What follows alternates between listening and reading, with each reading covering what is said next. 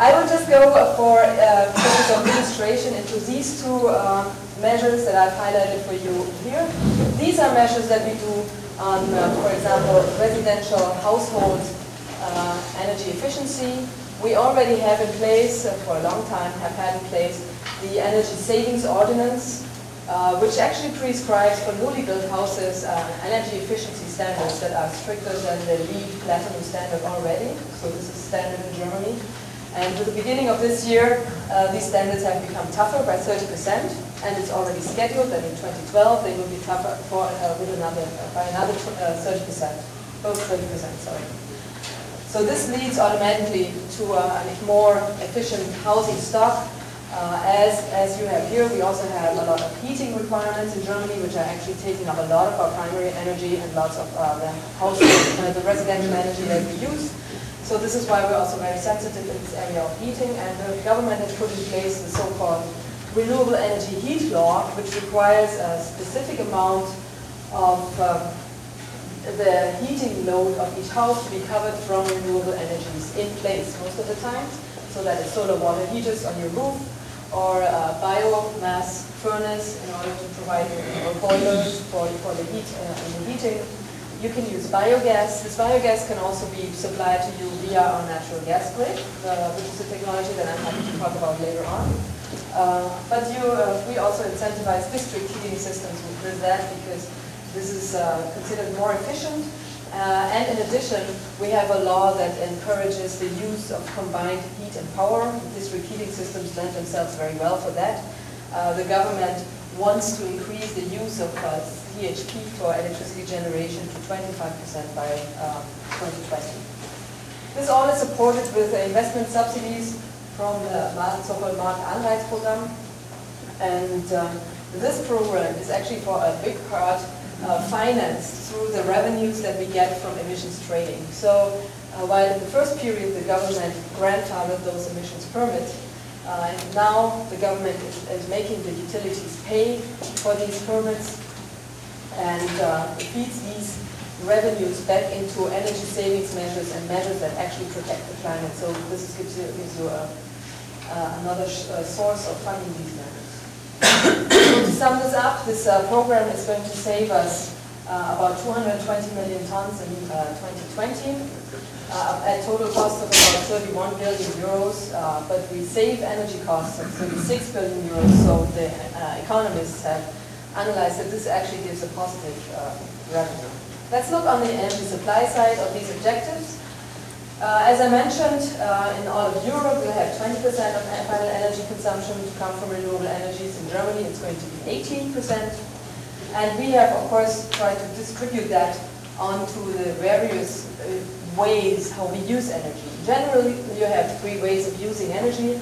You use it for heat, you use it for electricity or in the form of electricity, you use it for transportation in the form of fuels.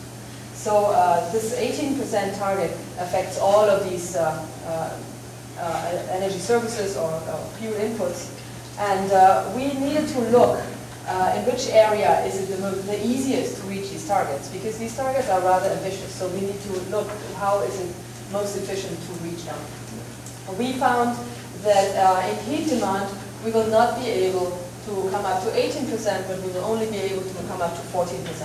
Even if we implement this obligation to cover a share of your heating load from renewable energies, the heat sector is rather inert. It's very hard to change the behaviors in the heat sector and to facilitate sufficient investment in that sector. I wrote here 6% of the fuels to be covered from biofuels. This is actually a very critical thing, and I'm not sure that the government has finally agreed on that. This has been subsumed under the European directive on biofuels, so it's a rather shaky number. It's not really clear that this number will hold. But fuels, biofuels in Germany, like here, are always under the suspicion of being harvested unsustainably. And we can certainly talk about this more if you want to, but this is not an uncontentious target. So fuels is also not an area where we can contribute easily to these 18% that we're supposed to be doing it.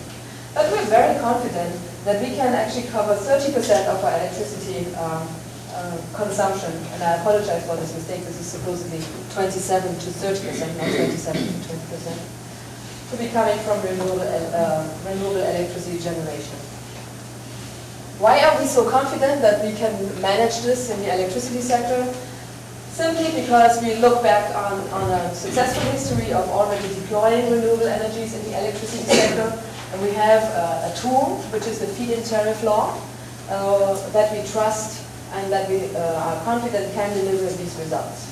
And now let me bring you into the section of the talk where I get you more familiar with how this feed-in tariff scheme works and why it is so effective. But for starters, we first look again at the total energy balance. This is where we stand today. So we have 90.2% of our primary energy sources being traditional.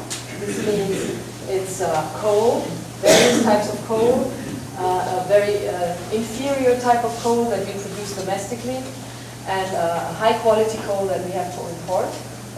We use petroleum for products or oil products for transportation. We don't have major other transportation fuels. And we use a lot of natural gas for either power production or mostly heating of houses. We have tried to also use natural gas in the car sector for cars, but that has been not so successful. So we run our cars mainly still on oil, fuel, normal standard fuel. So the renewable share, you can see it here, is only 9.8% of the final energy consumption. Remember, that's the parameter that we have to reach up to 18% final energy. And you can see how it's split. Most of these 9.8% actually come from biomass. 1.7% of our total final energy consumption comes from wind, and 0.9% comes from hydropower.